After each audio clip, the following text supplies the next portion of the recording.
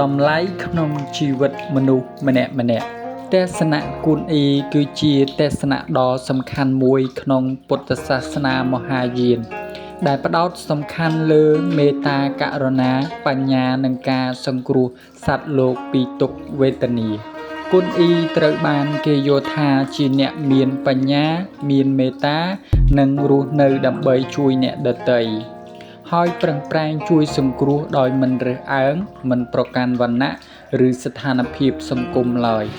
ទស្សនៈនេះមានឥទ្ធិពលយ៉ាងខ្លាំងទៅលើការគិតការរស់នៅនិងវប្បធម៌របស់ប្រជាជននៅប្រទេសជាច្រើនជាពិសេសនៅអាស៊ីខាងកើតនៅពេលដែលព្រះពុទ្ធសាសនាត្រូវបានផ្សព្វផ្សាយចូលប្រទេសចិនអ្នកមានបញ្ញាមានមេត្តានិងរស់នៅដើម្បីជួយអ្នកដទៃត្រូវបានបកប្រែនិងបំលែងទៅជារូបរាងទៅជាគុណអ៊ីដែលមានលក្ខណៈជាស្ត្រីដើម្បីឲ្យសមស្របទៅនឹងវប្បធម៌និងការយល់ឃើញរបស់សង្គមចិនទោះបីជាមានការប្រែប្រួលរូបរាងក៏ដោយមូលដ្ឋានទស្សនៈមេត្តាករុណានិងការជួយសង្គ្រោះសត្វលោកនៅតែរក្សាទុកដដែល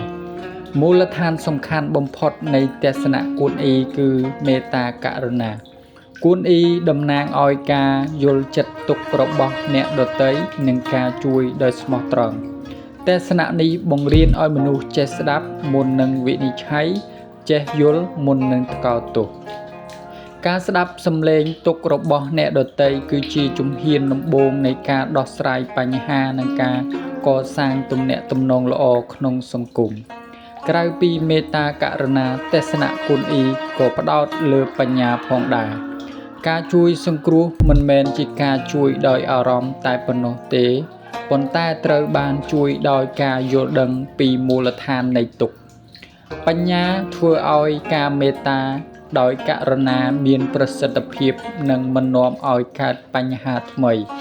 ដូច្នេះក្នុងទស្សនៈគុណអ៊ីគឺមេត្តានិងបញ្ញាត្រូវបានដំណើរការជាមួយគ្នាទស្សនៈគុណអ៊ីក៏មានតម្លៃយ៉ាងខ្លាំងក្នុងជីវិតប្រចាំថ្ងៃនៅក្នុងគ្រួសារបង្រៀនដោយចេះឲ្យមនុស្សចេះអត់ធ្មត់យល់ចិត្តគ្នានិងដោះស្រាយជម្លោះដោយសន្តិភាពនៅក្នុងសង្គមវាជំរុញឲ្យមានការជួយគ្នាការគោរពសិទ្ធិមនុស្សនិងការរក្សាសមភាពចំណែកនៅក្នុងការដឹកនាំទស្សនៈគុណអ៊ីលើកទឹកចិត្តឲ្យមេដឹកនាំប្រកបដោយមេត្តាជំនួសការប្រើប្រាស់អំណាចនិងការបង្ខិតបង្ខំសរុបមកទស្សនៈគុណអ៊ីមិនមែនជាទស្សនៈសាសនាដែលមានសារៈសំខាន់សម្រាប់អ្នកបួសតែប៉ុណ្ណោះទេប៉ុន្តែជាទស្សនៈដែលរស់នៅដើម្បីសម្រាប់មនុស្សគ្រប់គ្នា